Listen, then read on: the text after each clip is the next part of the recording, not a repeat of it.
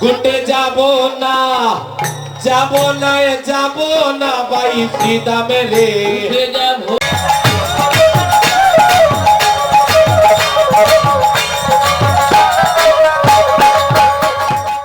বিদায় দিলে ঘটে যাব না ও ভাই সিদা মেরে মায়না বিদায় দিলে গুটে যাব না ও ভাই সিধা মানে মায়না বিদায় দিলে ঘটে যাব না গুটে যাব না যাব না যাব না ভাই সিদা মেরে যাব না যাব না যাব না ভাই সিধা রে গুটে যাব না যাব না যাব না ভাই সিদা মেরে যাব না যাব না যাব না ভাই সিধা রে মায়না বিদায় দিলে গুটে যাব না ও ভাই সিধা রে মায়না বিদায় দিলে ঘটে যাব না সিদা মামি মায়ের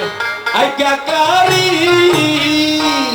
মায়ের আজ্ঞা বিনে গুচ্ছারণে যাইতে নারী আমি ভাই আইখা গাড়ি আইখা দিনে গুছ কারণে খাইতে নারী সিদা মামি মায়ের আমি মায়ের সিদা মাই আমি মায়ের আজ্ঞাকারী আজ্ঞা বিনে গুচ্ছারণে যাইতে নারী শ্রীরামামি ভাই আমি ভাই শ্রীরামায়ামি ভাই আজ্ঞা খারি আইখা দিনে গুছ কারণে খাইতে নারী তোমরা দরবি আমার চরণে মাকে দেবো সান্ত্বনা ধরো গিয়ে মার চরণে মাকে দাও ভাই সান্ত্বনা দরবি আমার চরণে মাকে দেবো সান্ত্বনা ধরো গিয়ে মার চরণে মাকে দাও ভাই সান্ত্বনা আমার মাকে দেবো সান্ত্বনা মাকে দাও ভাই সান্ত্বনা আমার মাকে দেবো সান্ত্বনা মাকে দাও ভাই সান্ত্বনা তোরা দরবি আমার চরণে রাধে রাধে মাকে দাও ভাই সান্ত্বনা ধরো গিয়া মার চরণে মাকে দাও ভাই সান্ত্বনা তোরা দরবি আমার চরণে মাকে দেবো সান্ত্বনা ধরো গিয়ে মায়ের চরণে মাকে দাও ভাই সান্ত্বনা আমার মাকে দেবো সান্ত্বনা আমার মাকে দাও ভাই সান্ত্বনা আমার মাকে দেবো সান্ত্বনা আমার মাকে দাও ভাই সান্ত্বনা ধরো গিয়া আমার চরণে মাকে দেবো সান্ত্বনা ধরো গিয়ে মায়ের চরণে মাকে দাও ভাই সান্ত্বনা ধরো গিয়া আমার চরণে মাকে দেবো সান্ত্বনা ধরো গিয়ে মায়ের চরণে মাকে দাও ভাই সান্ত্বনা সিদা মেরে মায়না বিদায় দিলে গুটে যাব না ও ভাই সুখারে মায়না বিদায় দিলে ঘটে যাব না কি করিব ওরে শ্রীদা করব আমি কি ওরে কি করিব ওরে কিনা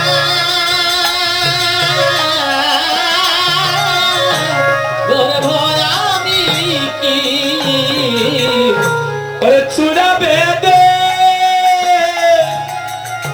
ধরা পরে বসে রইয়াছি ও চোরা বেতে ধরা পরে বসে রইয়াছি আমার মায়ের তো আমায় দেনা বিদায় আমার মায়ের থয় আমার হেনা বিধান আমার মায়ে যে আমায় দেনা বিদায় আমার মাঝে আমার হেনা বিধান ওরি গুটি যাওয়া হলা বিশ্ববিদ্যালয় আমার মায়ে যে আমায় দেনা বিদায় উঠে যাওয়ার হল বিষমদায় মাই জয় আমায় দেয় না বিদায় এ শ্রীরাম, মাকে না বলিয়া যদি যাই আমি গুঠে, মরিবে আমার মা তখন পড়িব সংকটে। কথাটা কে বললেন বাবা? ভগবান। কেন? বলে আমাদেরকে শিক্ষা দেওয়ার জন্য। দেখো জীব, আমি ভগবান হতে পারি, আমারও মা আছে, আর আমি আমার মাকে কতটুকু সম্মান দিচ্ছি।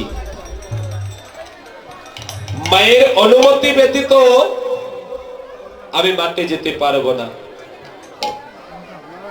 মাকে কাঁদিয়ে কখনো আমি গোচারণে যেতে পারবো না। ভগবান কেন এই শিক্ষা দিলেন? বলে আমরা কলির জীব, এই জগৎ সংসারে স্বার্থের জন্য সন্তান মাকে কোন করতে দ্বিধা করে না, বাবাকে কোন করতে দ্বিধা করে না।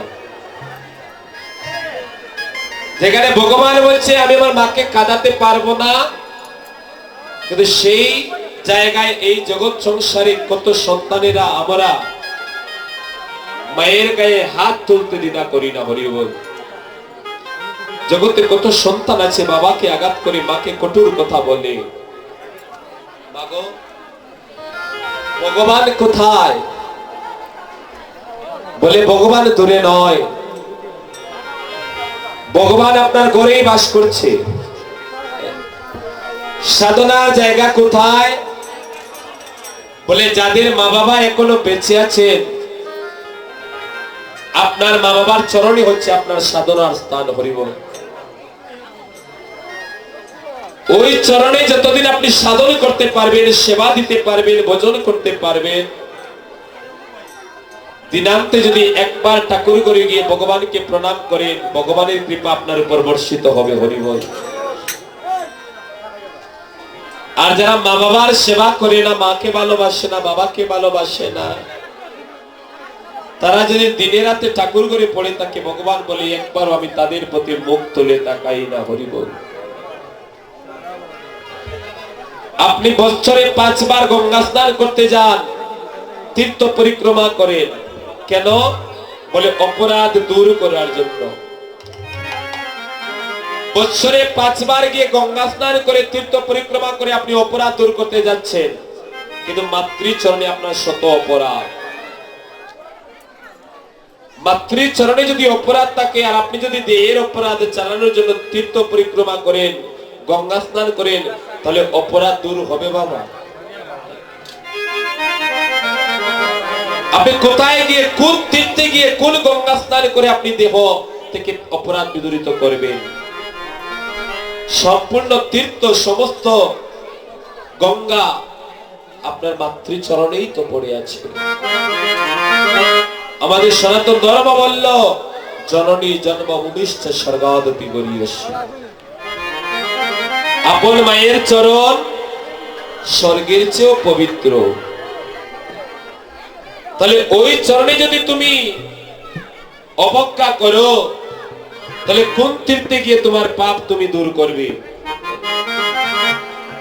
বছরে 7 বার গঙ্গা স্নান করে আপনার অপরাধ দূর হবে না, কিন্তু যে সন্তান বছরে 1 বার গঙ্গা স্নান করতে যেতে পারে না, কিন্তু প্রত্যেক দিন সকাল সন্ধ্যা মা বাবার চরণে প্রণাম করে, শাস্ত্র বলে মা বাবার চরণে প্রণাম করার সাথে সাথে, মা বাবার চরণ স্পর্শ করার সাথে সাথে আপনার সম্পূর্ণ অপরাধ বিদূরিত হয়ে যাবে।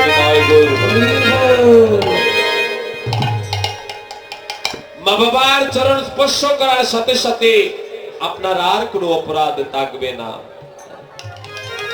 কেমন সাধনার জায়গায় আমাদের মা বাবার চরণ, কিন্তু এই জগৎ সংসারে আমরা মা বাবাকে কতই না আঘাত করি, কতই না কষ্ট দেই।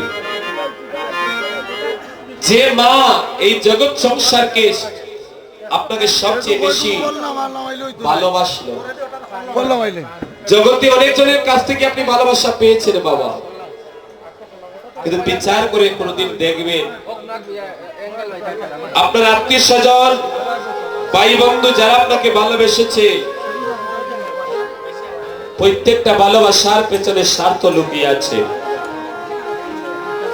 কিন্তু একমাত্র গর্ভধারিণী মা যে তার সন্তানকে ভালোবাসে,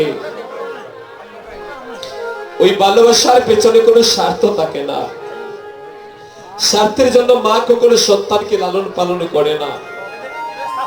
এই জগতে নিঃস্বার্থ ভালোবাসা একমাত্র আপনার মা আপনাকে দিয়েছে। মা বাবার ভালোবাসার মাধ্যমে যদি স্বার্থ থাকতো, বাবা লেংড়ায়া তোর কানা কুড়া হইলি মায়ের ছেলে, হইলে ভাইয়ের ছেলে, তোলা জাড়িয়া তবু কেন মায়ের টান দিয়া লয়ে কোলে। একটা সন্তান যখন জন্ম নিল, মা বুঝতে পারলো যে তার সন্তানটা লেংড়াতুর হয়ে গিয়েছে। ওই মা কিন্তু তখনই বুঝতে পারে যে আমার সন্তান বড় হয়ে জীবনে কিছু করতে পারবে না। যদি ওই ভালোবাসার মাধ্যমে স্বার্থ থাকতো, তাহলে তখন ওই মা তার সন্তানটাকে ফেলে দিত। কিন্তু আজ পর্যন্ত কোন মা তার সন্তান নেংরা আতুর কানাকুড়া হয়েছে বলে ফেলে দিতে পারেনি। এই জায়গায় হচ্ছে মায়ের ভালোবাসা, নিঃস্বার্থ ভালোবাসা। এই জগতে যারা মা হয়েছে কেবল তারাই জানে। মাগো, এই জগতে মা বাবা সন্তানকে লালন পালন করে টাকা পয়সা পাওয়ার জন্য, বলে আমার সন্তান বড় হয়ে লক্ষ লক্ষ টাকা রুজি করবে আর আমি ভালো থাকবো, সুখে থাকবো, সেজন্য মা বাবা সন্তানকে লেখাপড়া করায়, লালন পালন করে। বলে না।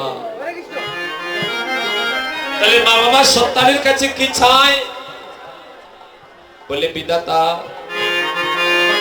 আমি আমার সন্তানের কাছে কিছুই চাই না, তবে একটা কৃপা তুমি করো। বলে যতদিন এই জগৎ সংসারে আমি বাঁচব, ততদিন যেন আমার সন্তান আমাকে বাবা বলে ডাকে, ততদিন যেন আমার সন্তান আমাকে মা বলে ডাকে। ওই মা ডাকটা শোনার জন্য ওই মায়েরা সন্তানকে এত লালন পালন করে। ওই বাবা ডাকটা শোনার জন্য বাবারা তার সন্তানকে এতটুকু লালন পালন করে। আপনি বিশ্ব ব্রহ্মাণ্ডের সবকিছু আনি আপনার মাকে দেন, কিন্তু মাকে যদি মা বলে না ডাকেন, কিছুতেই আপনি আপনার মাকে সন্তুষ্ট করতে পারবেন না। যে সন্তান মা বাবাকে কিছুই দিতে পারে না, কিন্তু মধুমাখার স্বরে মা বলে ডাকতে পারে, বাবা বলে ডাকতে পারে, ওই মা ডাকটা শোনার পরে কিন্তু মায়ের মনটা একেবারে শীতল হয়ে যায়। বলে আমার সন্তান তোমাকে মা বলে ডাকছে, আমার সন্তান তোমাকে বাবা বলে ডাকছে। কিন্তু এই জগৎ সংসারে বাবা লক্ষ্য করবে, কত সন্তান বাড়িতে গিয়া মাকে মা বলে ডাকে না, বাবাকে বাবা বলে ডাকে না।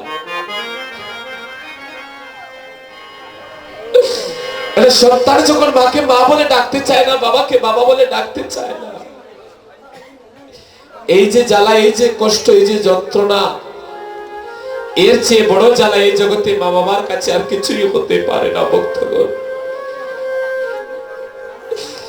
মা বাবা ভগবানের কাছে চায়, ভগবান যতদিন সন্তানের মুখে আমি মা ডাক শুনবো, বাবা ডাক শুনবো, ততদিন তুমি এই জগতে আমাকে রেখো। আর যেদিন আমার সন্তান আমাকে মা বলে ডাকবে না, বাবা বলে ডাকবে না, সেদিন যেন এই জগতের বুকে তাকার কোন অধিকার আমার আর থাকে না।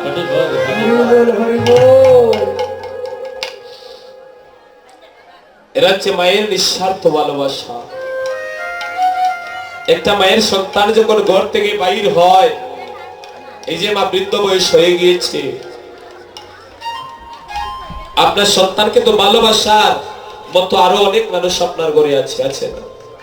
ছেলের বউ আছে, নাতি নাতনি আছে, কত আপনজন আছে, কিন্তু মায়ের সন্তান যখন ঘর থেকে বাইর হয়ে যায়, ওই সন্তান যতক্ষণ পর্যন্ত আমার ঘরে ফিরে না আসে,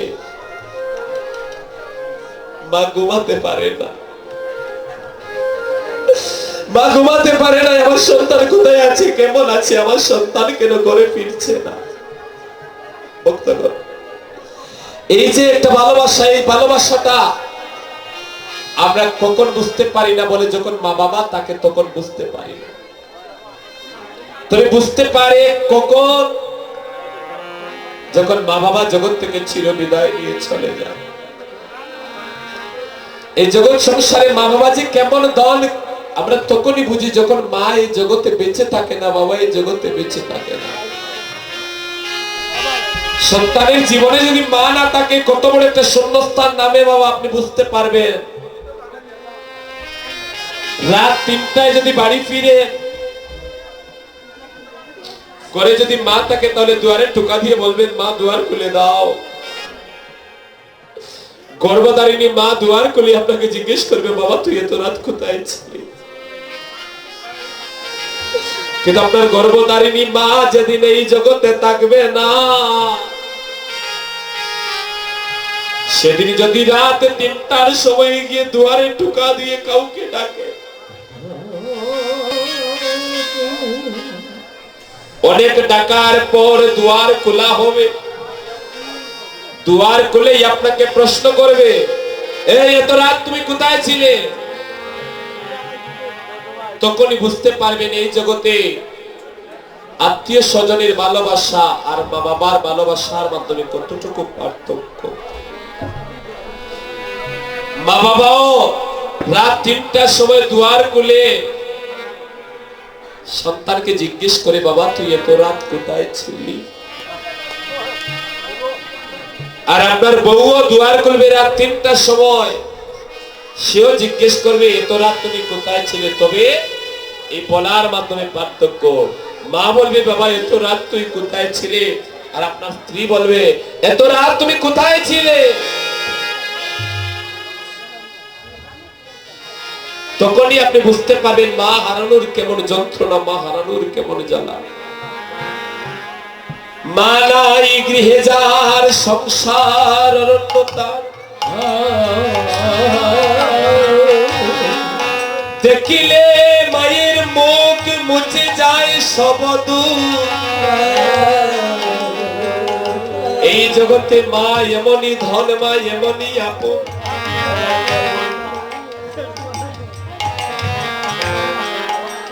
আপনার বিপদের দিনে সবাই আপনাকে ছেড়ে চলে যেতে পারে, কিন্তু আপনার গর্ভধারিণী মা কখনো আপনাকে ছেড়ে চলে যাবে না। এমনও হয় বাবা, কোন ভিখারি মা কুড়ে ঘরে বাস করে ছোট্ট অবুঝ শিশুকে ঘরে রেখে ভিক্ষা করতে চলে গিয়েছে। ভিক্ষা থেকে ফিরে এসে হঠাৎ দেখছে ঘরের মাধ্যমে আগুন লেগে গিয়েছে। মা তখন চিন্তা করে আমার অবুঝ শিশুটা ঘরের মাধ্যমে আছে, যদি আগুনে পড়ে ছাই হয়ে যায়। সারা ঘর যখন আগুনে দাউ দাউ করে জ্বলতেছে, মা তখন আর নিজের কথা চিন্তা করে না, যদি ওই ঘরে আমি ঢুকি আমি যে জ্বলে পড়ে ছাই হয়ে যাব। ওই সন্তানের ভালোবাসার টানে মা তখন ওই আগুনের মাধ্যমে গিয়ে জাপ দেয় তার সন্তানকে বাঁচানোর জন্য। এই যে ভালোবাসা,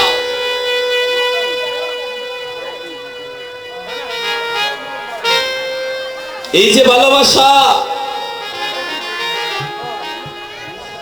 দেখবেন কোন মা যখন বাচ্চা প্রসব করার সময় হয়, হাসপাতালে নেওয়া হয়েছে, ডাক্তার সম্পূর্ণ পরীক্ষা নিরীক্ষা করে বুঝতে পারলো কি ওই মায়ের সন্তান সহজে প্রসব হবে না। যদি সন্তানকে বাঁচাতে হয় তাহলে গর্ভধারিণী মাকে আর বাঁচানো যাবে না।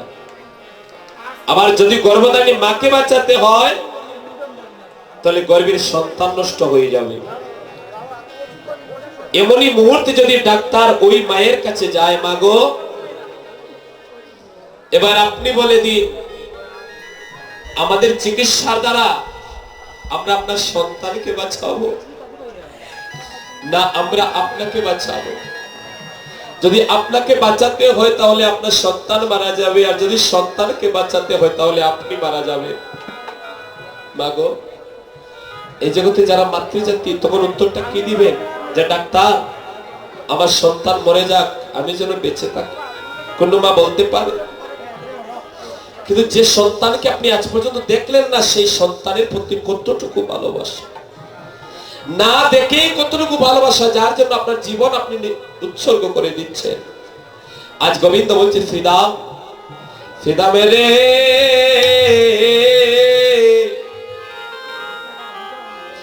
আমার মায়ের মতো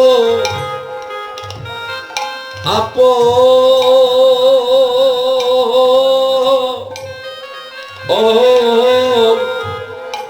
কেহ নাই বাইরে।